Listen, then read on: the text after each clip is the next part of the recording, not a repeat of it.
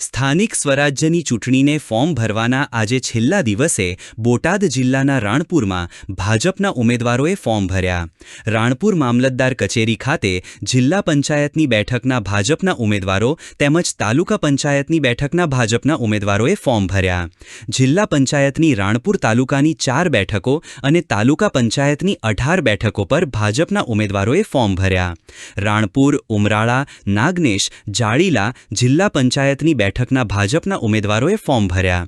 રાણપુર તાલુકા પંચાયતની 18 બેઠકોના ભાજપના ઉમેદવારોએ ફોર્મ ભર્યા। મોટી સંખ્યામાં ભાજપના આગેવાનો, હોદ્દેદારો અને કાર્યકરો હાજર રહ્યા હતા। મારું નામ પરેશભાઈ નરસિંહભાઈ છલ્લૈયા છે। હું હાલ રાણપુર જિલ્લા પંચાયતની સીટનો ઉમેદવાર છું। ભાજપની ઉમેદવારી પહેલાં તો ભાજપ પરિવારનો આભારી રહીશ કે નાની ઉંમરે મને જે જવાબદારી રાણપુર સીટની આપી। આગામી સમયમાં રાણપુરના વિકાસ માટેના હર હંમેશા જે પ્રયત્નો થતા હશે તે કરશું।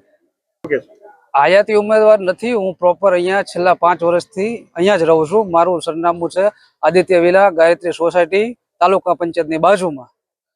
સરકાર ઉપર ભાજપની છે, ભાજપ દ્વારા જ કામ શક્ય બને છે અને આગામી સમયમાં તમામ કામો છે તે ભાજપ સરકાર દ્વારા પૂર્ણ કરવામાં આવશે।